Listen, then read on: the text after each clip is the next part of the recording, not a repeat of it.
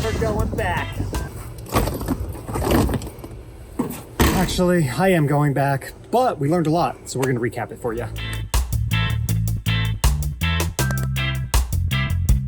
In today's video, we are diving into the health benefits of taking a 30-day sabbatical and how it can transform your health mentally, physically, and emotionally. So let's go. So what is a sabbatical? A sabbatical is an extended time off work. Some people do 30 days, 6 months, even a year. I wish we got a year off.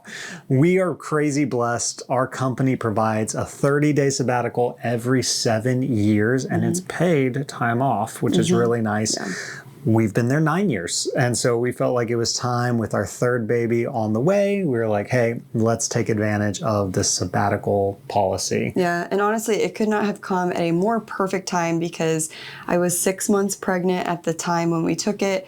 It was just an amazing, amazing time that we were able to connect with our kids and really invest and pour into them, spend time with each other. And then we also got a lot of alone time too, which we'll share later in the video. We did a lot of journaling and asked ourselves some tough questions. And we're going to get vulnerable today and share those with you. In today's fast-paced world, it's easy to hit burnout. It's easy to get overstressed, and all of those are so detrimental to your health. And so a sabbatical, in essence, becomes a necessity instead of just a luxury. If you're new to our channel, Isaac and I have had autoimmune diseases for over 10 years, and we've just been on a journey to try to heal those. But it still felt like we were missing something, even though we were adhering to a strict diet. We exercise, we do red light therapy almost daily. We do sauna 4 to 5 times a week. We don't drink alcohol, we don't smoke. We still felt like we were missing some component in our healing journey, and that, I believe, was rest. So we are going to dive into our experience with the sabbatical, how it can really transform your health by just taking you along to the sabbatical that we did a few months ago. Yeah, you forgot to say we enema too. Oh, I wasn't going to share that part. One of the most significant benefits that I found on the sabbatical is the mental health. You don't realize how much you're grinding and moving. It's just in our personalities to go 100 miles an hour and push through, work weekends, and just overexhaust ourselves. And so when you go on a sabbatical, we shut off our email notifications, we shut off our text notifications. In fact, we didn't even look at our phones except for at night. That was our one rule. We told a few family members that they could call us if it was an emergency, and then we asked everyone else in our world not to reach out to us. And I didn't realize how much stress I was under until you have no noise coming in. I personally didn't realize how addicted I was to my phone. I deleted, actually both of us deleted all social media apps off of our phone. And you don't know how many times I picked up my phone and went to press an app and I'm like, what am I doing? It's just becomes second nature when you're so connected to devices for work and things like that.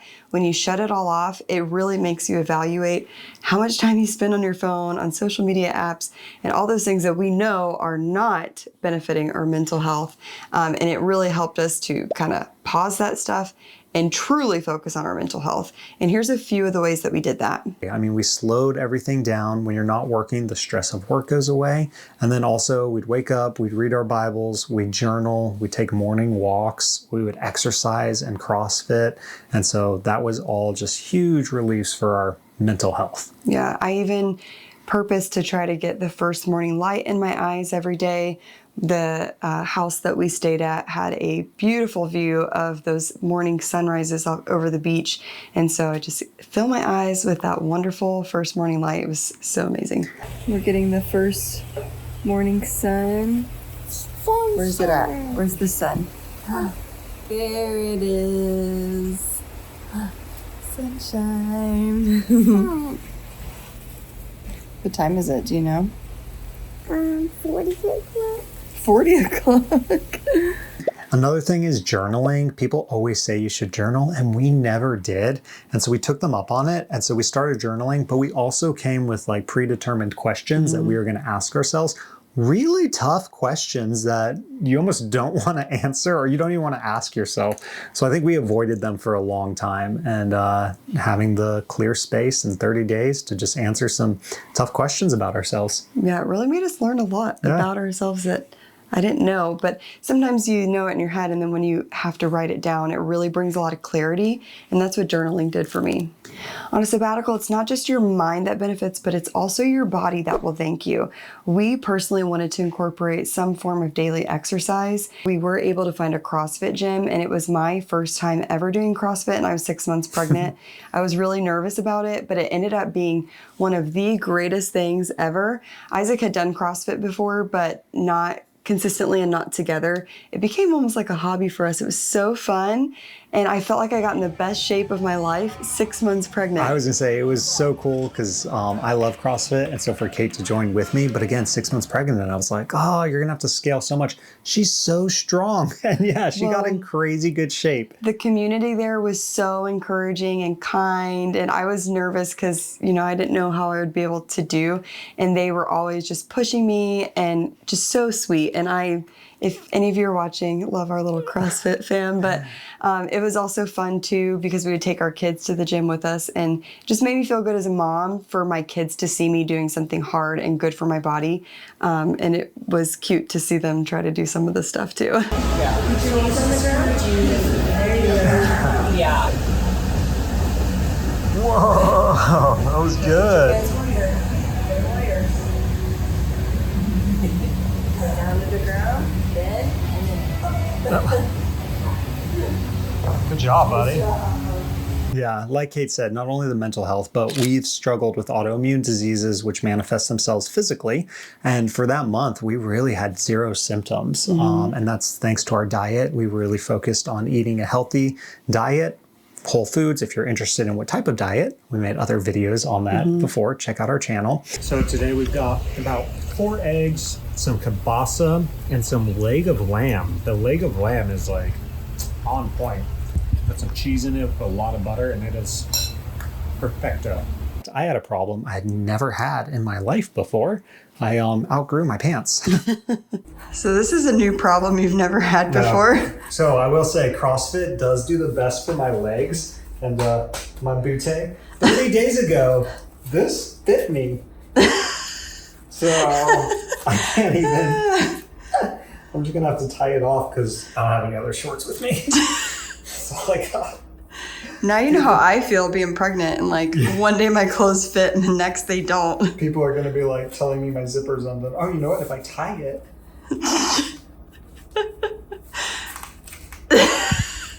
No. If I go like this. We're gonna have to get you some new swim shorts. We really enjoyed going to a little farmer's market and just being able to get fresh local fruits to go with the meats that we'd get. We do a big Costco haul and get a bunch of meats and eggs and butter and all the things that we were normally eating, and then we'd get some local produce to go with it. And it just, like he said, jumping in the ocean every day, you get that grounding. Just really makes you slow down and enjoy the little things in life. And on that sabbatical, I discovered one of my favorite things in the whole world, papaya. If you're pregnant and struggling with heartburn, papaya will be your best friend. It was like, yeah, that's one of my favorite things. We actually came home, and after our third baby Callahan was born, we planted a papaya tree in our backyard just to commemorate. The last way that I felt like the sabbatical really benefited me was the emotional health as well. So that seems kind of odd. We've got the mental health, the physical health, but then emotionally, just having 30 days to spend with my spouse and my wife, you know, and getting to know her. You live 10 years together, but in the hustle and the grind, and our conversations would always be around work and our schedule. But then when you stop everything, you really just get to know each other, and then answering tough questions. I feel like our relationship got better. And then we brought the kids along with us too. We just got to like pour in them for 30 days, which was a lot of fun.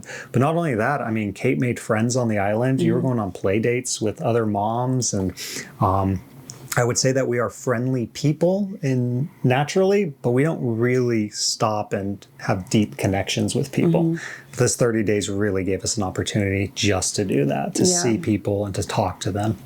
And just like we did no screens for ourselves, we also did the same with our kids, which they don't watch a lot of screens typically in our normal life, but we really wanted to be intentional with this time and do a lot of outdoor activities and just get them in the sunshine and get them being creative and playing and just all those things that, again, we don't focus on as much as we should at home because sometimes it's easier to turn on a TV show so you can get something done. So we were very intentional about no screens unless it was Friday family movie night. We would watch a movie together as a family, and even that became like a highlight because we didn't watch TV the whole time. And then with our kids, we just noticed that they didn't miss the screens. They never asked to watch TV or watch a show. We went to the library almost every single day as a family, and our kids, we'd go in the little kids section of the library, and we probably read them over 100 books during these 30 days. They just devoured books and loved playing in that library area. Parent hack, we actually didn't read 1,000 books to them. We found out what wonder books are on this trip, and they would just play it themselves. The coolest thing ever. They'd get the wonder books and they'd sit in the back of the car and they'd press play and they'd turn the page. It was so cute because we had those growing up. It had like a cassette. These are like built in. Yeah. It's awesome. Sissy, are you reading Maddox's story? It's just seeds. Oh.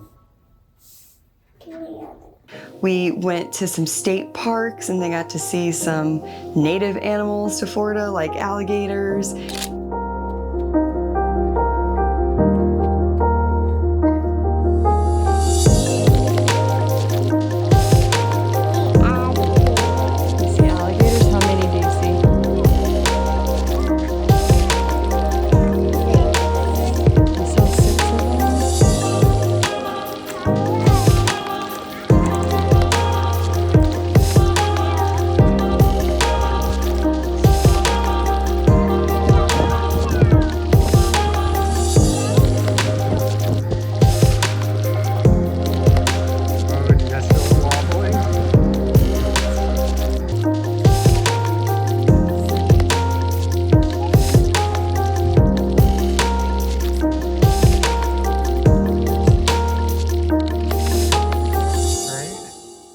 We went to the beach or the pool almost every single day. So we went to the playground. We would walk them to the city pier. There was a little aquarium at the end of the pier. Best thing was sand dollar hunting. So we woke up early Sunday mornings and we would go hunt for sand dollars in the morning. We'd get the kids straight out of bed. They were in their PJs and we just, it was so much fun. That ended up becoming like a core memory for me and one of my favorite things.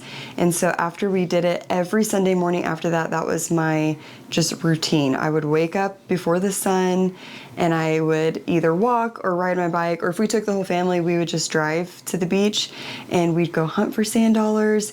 And I actually found one for every member of our family, even a tiny, tiny one for Callahan, who wasn't born at the time. And I created a little piece of artwork that now hangs in our home. And it's just a special reminder of one of the best times of our entire lives. We'd hit church on the beach on Thursday nights. And just as a family, we felt like we got closer. And hopefully it's going to be a core memory for them, because I know that's just always going to be a special 30 days in our heart. So hopefully it transferred over to them as well. I mean, they still to this day ask me, can we go to the far playground and play with Lainey? Can we go back to that beach church? Can we go get this? Can we go do that? So I know it was special to them, and even though they're little, I think they'll remember it for a long time. They love that island. One of my goals on the sabbatical was to get the kids outside as much as possible. It was obviously easy with the pool and the beach, but then the days that we wanted to go off and do something, I had to get a little bit more creative.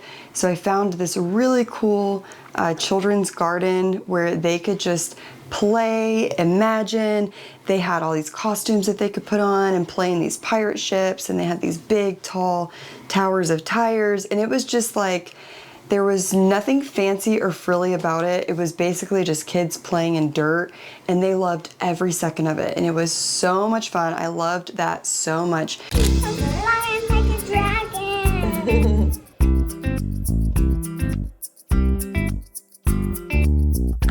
What do you do with that paper?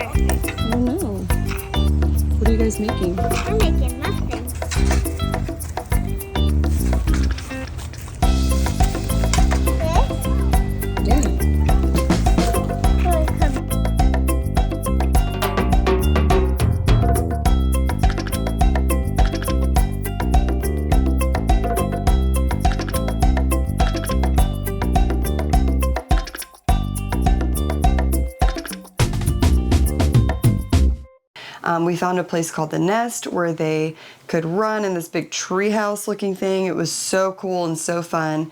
And then we even found museums that were local. And so it was nice for them to be able to learn and play at the same time without any screens. It made you feel like our childhood, like we were back in the 90s. It was awesome. Let me see your teeth. So after our kids went to bed around 7:30, Isaac and I would make ourselves a hot cup of tea and we would sit down and do a puzzle every night. And that probably sounds kind of like something old granny would do, but I hate puzzles. but it was actually really fun. It was just kind of mindless.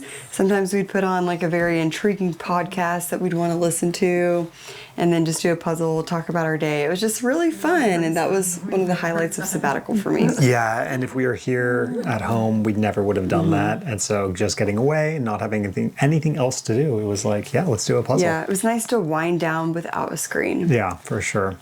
Okay, so if you're going to consider doing a sabbatical, which we would highly recommend, there's a few things you're going to want to do in advance for planning your sabbatical. Number one, talk to your employer. They may be willing to pay you during that time off. If you don't have enough time, I'm sure a lot of employees or companies offer non-paid time off. So we definitely recommend that. And then budget wisely. The last thing you want to do is bring more stress into the sabbatical if it's not budgeted wisely. It is an expense. For us, it was worth it for the cost of what we got back in our health. And then number three, be intentional about it. So write out questions that you're going to ask yourself. Figure out what you want to accomplish on the sabbatical, whether you're going to pick up a new hobby or if you're just going to relax or what books you want to read, because it's about growth too. You don't want to just go there and scroll on Instagram for 30 days. I don't know if you'd get the same health benefit. Thanks for watching. We hope that you were encouraged by today's video and learned something from it. As you can see, I'm no longer pregnant. I did have our third baby Callahan after the sabbatical. So if you're curious how the sabbatical and working out and doing CrossFit helped me during labor, you're going to want to watch this video next.